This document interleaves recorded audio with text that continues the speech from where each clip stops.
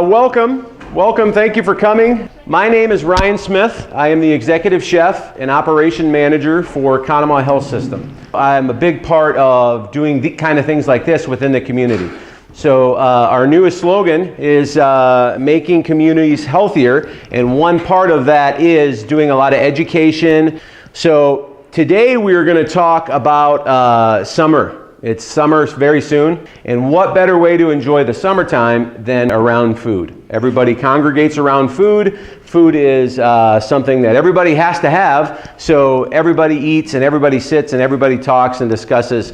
Today we're going to talk about some things that you may not be familiar with, some ingredients, some herbs, some spices, really focusing on a lot of wellness and focusing on a lot of freshness and focusing on convenience. I want to do something that's simple, that is easy, and with local ingredients that you can buy in any grocery store in a 30-mile radius. Anywhere around here you'll be able to find all of these ingredients.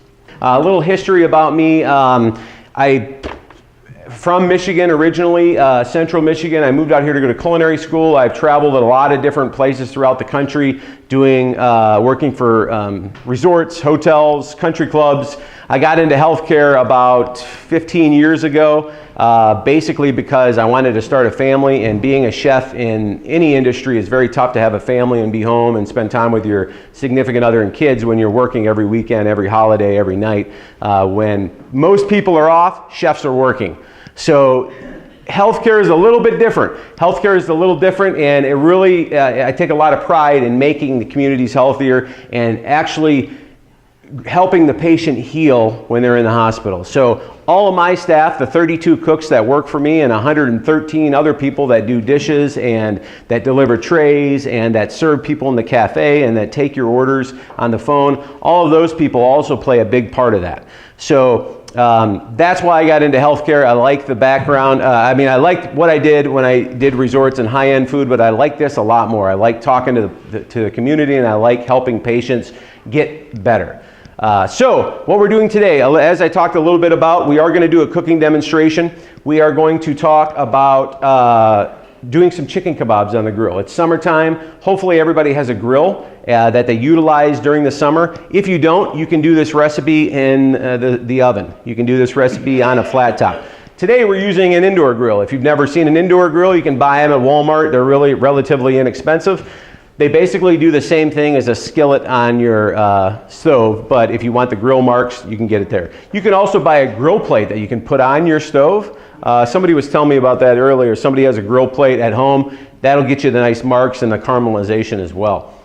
Let's get started. What I really want to talk to you about is a lot of these local fruits and vegetables as well. Oh, and food safety is another big thing we're going to talk about today. While the food is cooking, once we get the marinades and the chicken cooking, we are going to talk a lot about food safety, because in the summertime when it starts getting warm, foodborne illness and foodborne infection doubles in the summer than it is any other time of the year. Typically because the bacteria and the bad things that are found in all foods grow and double in degrees between 40 and 140. Okay, so that's the danger zone. That's the temperatures you want to avoid, and we'll talk about that as well. I have some cool handouts here that we will post on our webpage. The recipes and the handouts, we always get those on our webpage after cooking demonstrations. So if you want to do it at home, you're more than welcome to print that out and do it. Okay? So if anyone wants to come up and get a little closer and get a little hands-on or a little better view, feel free to do that. Come on up here, and I want to talk to you about some of the stuff that we're utilizing here. Okay, so a couple things. Anybody know what any of these ingredients are? Take a look at these. This is the kind of stuff that you might not typically work with on a daily basis, but it is very readily available to everyone within this area. Also with the farmers markets and things that are happening throughout Johnstown now, every day, every week, there is farmers markets and local farmers selling produce, herbs, baked goods, meats, cheeses, all across this town. So a lot of this stuff is available as well through them. And a lot of them also do it organically and without hormones added or without fertilizer use and those kind of things too. So you'll pay a little bit more for that kind of stuff, but 77 cents out of every dollar if you buy locally goes to the farmer, straight in the farmer's pocket. If you buy it from a grocery store that was shipped from Mexico or shipped from Texas or California, 7 cents out of every dollar the farmer gets. So think about that, an amount of money that they have. If we don't have farmers, we don't have food, and none of us eat. So think about that when you're going to those farmers markets and you're buying local versus buying, something that you might find on sale that's coming from Mexico or from Peru or from California or from Texas. Okay? Especially this time of year, it's available everywhere. All right, so a couple things. Anybody know what some of this stuff is? Who knows what this is? Jalapeno. Okay, jalapeno. Does everybody like spicy food? No? Okay, so when we're doing the recipe today, I have some stuff already prepped and already done so everybody can get a taste of it. But we're going to also do the marinade today. A recipe is just a guide, all right? It's not something you have to follow word by word by word, all right? Typically, very seldom do I ever use recipes, except for baking. I was talking to somebody about baking. You have to follow the recipe when it comes to baking because it's a science. When you're doing things with marinades and seasonings and sauces and different things like that, do it to how you like it. Maybe you don't have jalapenos or you don't have chili peppers, but you have sweet peppers at home. Maybe you don't have brown sugar for the recipe, but you have white sugar. Maybe you don't have olive oil at home, but you have canola oil. All of those things you can change in and out. It's just the guideline. You don't absolutely have to follow it 100%. Okay? Good. So jalapeno. What about this? Everybody knows what that is. Peach. These will be in season very, very soon. This one's from Chambersburg, but it's not nearly as good as it will be in a few months. Okay. What about some of these herbs over here? Does anybody know what this is? Basil. Basil. All right. Basil is a very vibrant herb. It is very, very strong. It almost has a black licorice smell and taste to it. Is that watercress in the back? This one here. Anybody know what this is? Small cilantro. Baby cilantro. So this is a microgreen. Very trendy these days. It's a microgreen that is growing right out of Butler County. Microgreens are grown very quickly and they're not as potent as a normal cilantro. So this is cilantro up front here that has a very distinct flavor. Cilantro can overtake a dish very, very easily. A lot of people say a lot of times you either love it or you hate it. Right. There's no middle when it comes to cilantro. So you know when cilantro is in something. So Mexican food, a lot of Asian food uses a lot of cilantro. So if you don't like it, omit it from the recipe. Maybe use an herb you do like. If you like parsley, or maybe you're even growing parsley in your house. I was talking to someone earlier about where do you get fresh herbs? How do you come across fresh herbs? You can buy them in grocery stores. You'll pay a ton of money. And you can buy them at farmers markets a little bit cheaper. But my recommendation is grow them. Grow them at home. Go up to Walmart one day and buy a potted basil plant, buy a potted cilantro plant, buy a potted parsley, mint, and I tell you what, within a year, that stuff's going to be coming out of your ears. You ain't going to be able to control it. It's going to be so wild. So rather than spending $4 on a small package in Giant Eagle, grow your own for $3 and have it for the rest of your life. So that's the kind of thing when you come to fresh herbs. Fresh herbs, in my opinion, are 100% better than dried herbs. Sometimes you can't always get fresh herbs, all right? Depending on the time of the season, depending on a lot of different things, you can't always get it. But you can use dried herbs when it comes to that. One quick ratio is if it calls for 2 tablespoons of fresh basil, how much are you going to use of dried? 4. If it calls for 2 tablespoons of fresh, how much are you going to use in dried? Half. Yeah, so dried herbs, think about it. If you dry out a whole thing of basil, all right? And once you dry it, it intensifies the flavor. So if you ever had dried strawberries or dried apricots or dried peaches or dried pineapple or dried mango or anything like that, if you take a bite of fresh mango and then you take a bite of dried mango, which one is sweeter? Which one is more, wow, that's a mango? The dried. Because it takes all the moisture out and it intensifies the flavor. So anytime you're using fresh, and the recipe calls for fresh, if you have to use dried, cut it in half. Because it's going to be way overpowering if you actually use 2 tablespoons of dried when it calls for 2 tablespoons of fresh. Okay? Just a rule when you're dealing with that. Another good positive comment I can tell you, and some good advice is when you're buying herbs, make a trip to a Costco or a Sam's Club or one of the big bulk stores, because you can buy a container of oregano for $5 this size at Sam's, or you could buy one at Giant Eagle for this size for $7. All right, so dried herbs, buy in bulk, they last a long time. They say about 2 years in your cupboard. Yeah. But you know, the quicker you use it, the longer it sits in your cupboard, the quality goes down, just like anything. The longer you keep food in the fridge or in the freezer, the quality goes down. So try to use it when you can. Okay, so those are just some of the ingredients that we're going to be utilizing today. The recipe that we're going to be working with is here that I'm going to, I have it laminated, but I will also have it available on our website, as I mentioned before. Very, very simple. It takes about 20 minutes to prep. It takes about 20 minutes to cook. A lot of this stuff, when you're doing things at home, say you have a party coming up for the summer, you can prep a lot of this stuff ahead of time. That's what I did. I chopped a lot of this stuff. I picked the herbs ahead of time. I made a marinade and have chicken sitting in it already ahead of time. A lot of this stuff you can prep ahead of time. It's called mise en place in the food industry. It's getting yourself set up before the big event so you can spend a little more time with your guests. So setting yourself up for a successful party is very, very simple. It's just taking the time to be able to do it and then putting it in the refrigerator or keeping it wherever ahead of time. Okay?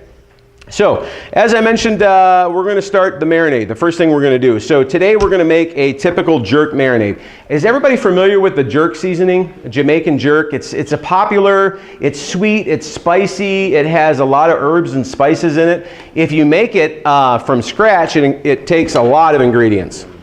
Okay, a lot of spices, a lot of herbs, or you can go the cheap way or the easy way and buy it already in the seasoning's already done. Today we're going to make it, so we're going to make a marinade out of it.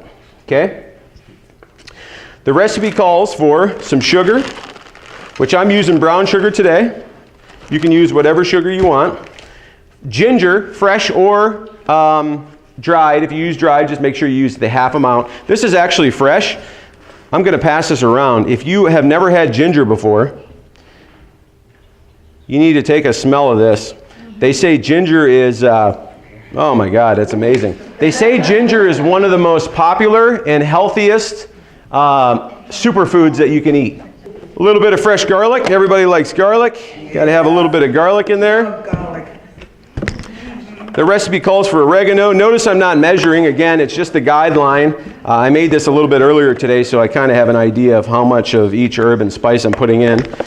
It has thyme in it. It also has, jerk seasoning does have heat in it, and it also has these interesting spices that you don't typically see a lot. Allspice, nutmeg, cinnamon. Those are a lot of ingredients that are used in Jamaica and also used in a lot of different areas in different parts of the country, especially over in the Middle East.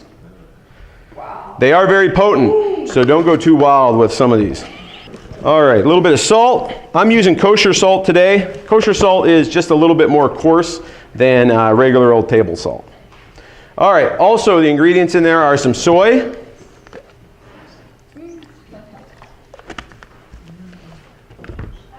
some lime juice. You can use fresh, or this is just a bottled lime juice. Vinegar is another important ingredient in this. I brought a couple different ones with me. This is a raspberry infused vinegar. You can buy all kinds of different infused ones. Malt vinegar, apple cider vinegar, whatever you want. It don't matter. You can use them all. Okay, we're going to use a little malt vinegar today. And also, with this recipe, it includes some peppers, some chili peppers. Okay, so you can use this is a cubanelle. Has anybody ever seen a cubanelle pepper? Okay, a little bit on the scale of very hot to, this is on the bottom of the scale, the Scoville scale, which measures heat within peppers. Okay, this is just a regular old bell pepper, no heat whatsoever. All right, this pepper is maybe middle range right here. Okay, a jalapeno is down here. Okay, all right, there's more. There's a ghost chili, which is way down here, that is almost unedible. It's crazy. I mean, it does have some flavor, but if you use more than just a little bit off of it, your mouth is on fire and you can't enjoy your meal. Okay? So habanero is a little bit farther than the jalapeno. Very, very hot, but not to where the ghost chili is. They use ghost chilies in the country of India to warn off elephants. Okay, so they'll have the ghost chilies and they'll hang them on their fences and they'll hang them out wherever. So the aroma, the capsicum, which is what causes the heat within the seeds, it emits an odor and they won't come near it. They won't come near the village because of that smell. So that's what that is. So when you're working with chilies, a couple very important things. Always have gloves, okay? So the seeds, as I mentioned earlier, I'm going to cut this pepper up. The seeds, as I mentioned earlier, are where all the heat is, okay? So everyone has a seed. And also the veins also have some heat in the veins as well. So once you take the seed and the vein out, the heat cuts in half, okay?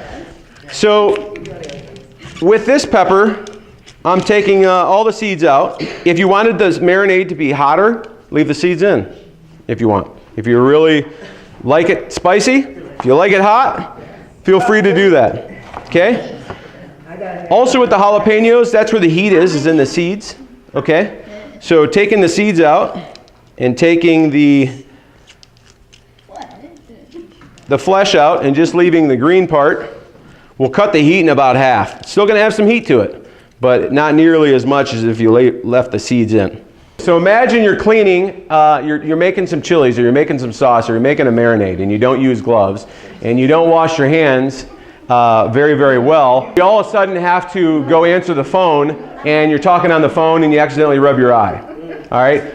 Very, very dangerous. Very, very dangerous. So always wear gloves when you're working with peppers. All right? And then the last thing it calls for is a little bit of oil. Today we're using a extra virgin olive oil.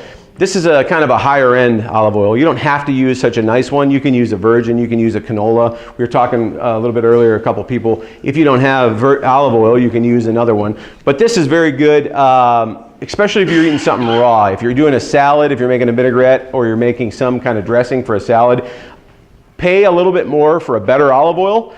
It'll taste a lot better. You won't be disappointed. Spend a little bit of money when you're working with it and you're going to eat it in a raw state. If you're going to cook with it, if you're going to saute with it, don't spend all the money. Buy a cheap pomace olive oil or something like that and utilize it that way. Okay, so we're going to come over here to the blender. If you don't have a blender at home, it's not a big deal.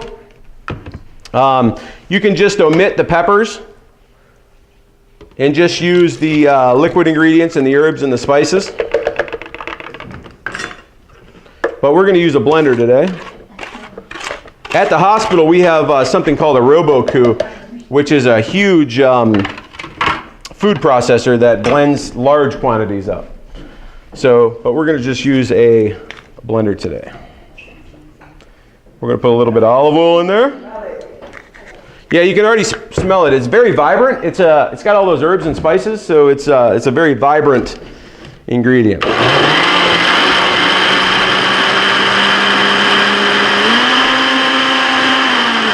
Okay, that's it. All right. You can use blenders and things like that when you're making your own dressings at home. It acts as a binder. So typically oil and water don't mix. All right. So using something like that, you can make a combined vinaigrette rather than doing it in a bowl where it will separate a lot of times. So this will emulsify it and keep the dressing together. It works the same with a marinade. Now I want to grab my chicken here. Today we are using a chicken breast. You can use any kind. Thigh meat's good. If you like thigh meat, if you like dark meat, feel free to use dark meat. If you want to change the recipe up altogether and you want to do a shrimp, Jamaican jerk shrimp kebab, or you want to do a veggie kebab, maybe you're vegan and you don't eat meat, you can do that as well. Today we're utilizing chicken, and we're utilizing chicken breast.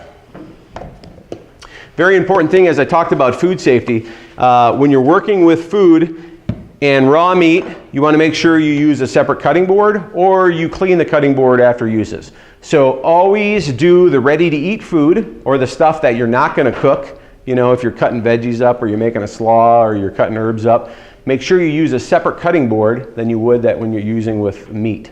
All right. Actually, I recommend at home, you can buy these everywhere now. This is a red board. This will remind you only use this board for raw meat. All right. Buy a white board for the ready-to-eat stuff. Okay, they sell all kinds of different colors now. We have 4 different colors at the hospital. We have a white board, which is ready to eat. We have a red board, which is raw meat. We have a green board. What would you think a green board would be for? Okay, vegetables, you got it. We also have a yellow board. Chicken. So yellow is chicken. Blue. We have a blue board. The C is blue. So what do we use? Seafood. Seafood, correct. Okay. And then we have purple. What do you use a purple cutting board for? Does anybody have a gluten allergen? Okay, so anything purple is allergens. So we have a lot of patients that come through the hospital that are allergic to gluten. It's very, very popular. It's more than ever before. You have people that have different gluten diseases. Some of them have just a disease. Some of them just don't tolerate it real well. So if someone comes in and is a gluten-free patient, everything we do from cutting their bread to toasting their bread to utilizing, we have a purple knife, we have a purple tong, we have a purple cutting board, we have a toaster that is different than everybody else's toaster. It's wild because even if you just mix a little bit of gluten into someone's diet, if they have celiac disease, it could be very, very bad. So we have to be very careful when it comes to that. So today, red meat, or the red board we're going to use for meat. Today, as I mentioned, we have a little bit of chicken breast. We're going to buy the chicken breast at home. Very simple when you're, feel free to look at this while I'm doing it. I already cleaned this chicken breast, but if you go to the grocery store and you buy chicken in a grocery store, they're typically a lot bigger than these breasts, wouldn't you say?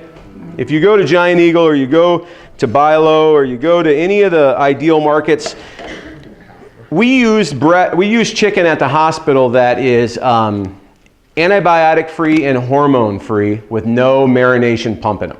Okay? So what that basically means is you don't get the breasts the size of the ones that you might buy at the local grocery store that are just absolutely massive. A lot of those are because of hormones or it has some kind of marinade pump injection into it. So if you'll notice, if you cook a huge chicken breast that you buy at the grocery store, when you're done, it's half the size. That's because the water cooks out of it. You know, they're pumping it full of water. That's why you can usually typically find it for about $2 a pound. At the hospital, we use a little bit different product. We use an antibiotic-free chicken breast, and so there's no hormones, there's no pump, there's nothing injected into it. So it costs about double the price of normal, I would say about 70% more than a normal chicken breast. But once you cook it, you lose nothing. There's no loss to it. Plus the flavor profile is 100% better than the one that you might buy in a local grocery store. So if you're shopping at the meat store and you want to spend a little bit more money and you want to have a little bit more of a better product, look at some of the hormone-free stuff that you can buy in every grocery store now. They have it. Okay, so back to the chicken breast. Okay, so chicken breast. What we're doing today, we're just going to break them down into pieces that will fit on our skewer. As you can see there. Okay?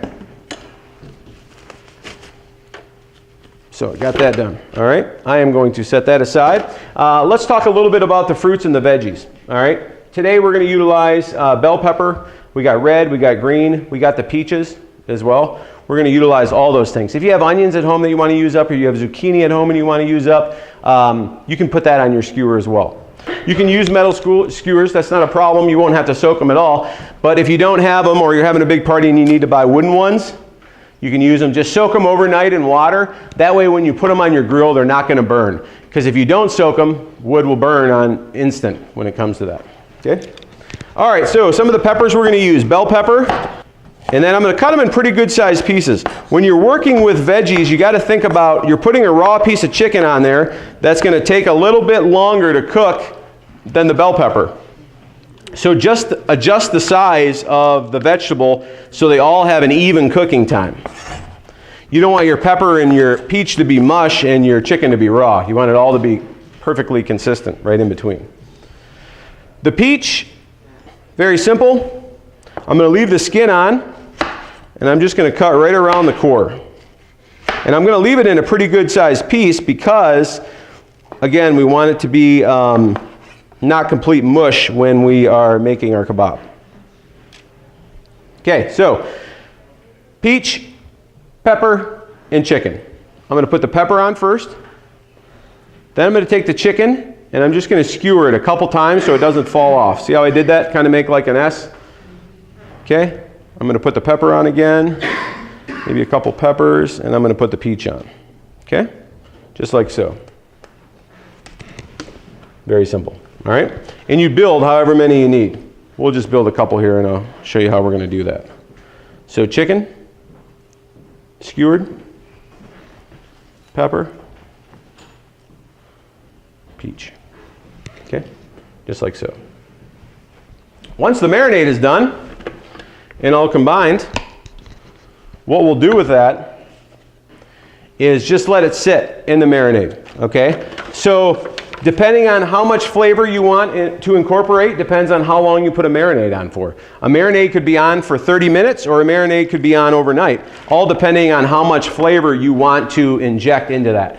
I wouldn't recommend more than a 24-hour marinade. What'll start happening is the vinegar and the citrus will start cooking the protein, and you won't have a real nice product. But what I would recommend is just a couple, I would say a couple hours on something that small. You wouldn't need more than a couple hours. If you're in a hurry and you want to only marinate it for 10 or 20 minutes, maybe really intensify your marinade a little bit more, maybe a little more seasoning or a little more acid or a little more vinegar.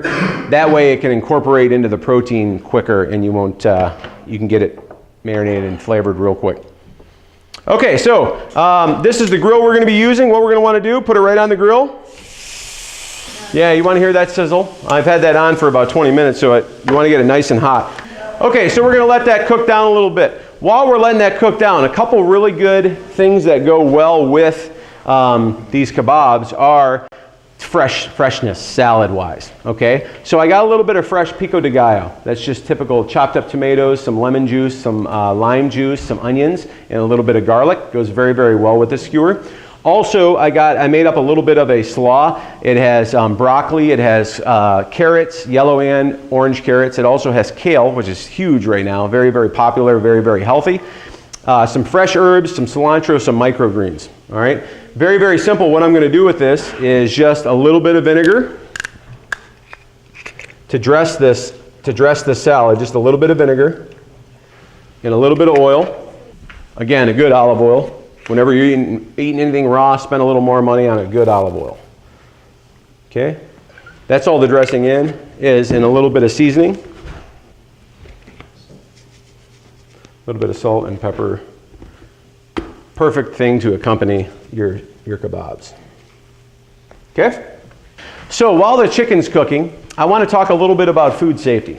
All right? As I mentioned before, one of the biggest things within a healthcare system, we're already dealing with sick patients where I work right now. So it's even more important for your sanitation skills to be absolute top-notch. Okay? So when it comes to cross-contamination, somebody know what that means? So if I'm cutting raw chicken breast, and I'm in a hurry because my guests will be here in 20 minutes, and then I make a salad using the same cutting board with greens that I will not be cooking, there's a transfer of bacteria right there, okay? Very, very dangerous, very dangerous. A lot of people get sick for that reason. As I mentioned before, cases double when it comes to foodborne infection and foodborne illness in the summer because it's warmer out. It's warmer in your house, it's warmer outside. So if you're having a picnic outside, make sure you're utilizing some simple steps. If you have a moment, if you have internet access, you probably do have internet access here, or at home, or on your phone, or wherever it may be, check out, just type in food safety, and there comes up tons of different things talking about food safety. But some of these are just some really good, interesting facts that I have here. So, potentially dangerous food. So you're having a cookout, and you are making burgers on the grill, okay? And something comes up, and your burgers are left out next to the grill, and it's 80 degrees outside, okay? How long do you think those burgers are safe at that temperature? 10 to 15 minutes. 10 minutes, 15 minutes, okay? 30 minutes, okay? Anybody else? As soon as it hits between 40 and 140 degrees, it's considered the danger zone. 70 degrees and higher is the worst. Anything mayonnaise based, if you take it to a picnic, if you take it outside and it sits outside, my best recommendation is buying a, they sell like a insulated bowl that you can put in the freezer the night before. Make your pasta or your potato salad or coleslaw or whatever it is you're making with a mayonnaise base. Pull that bowl out, it'll hold that temperature for 8 hours. That's their claim to fame. It'll hold under 40 degrees for 8 hours at room temperature, okay? I would utilize something like that, or if you don't want to spend the money on a thermal bowl or an insulated bowl, keep it on ice. Or go completely the other way and avoid mayonnaise-based products and maybe do a slaw with some type of vinaigrette.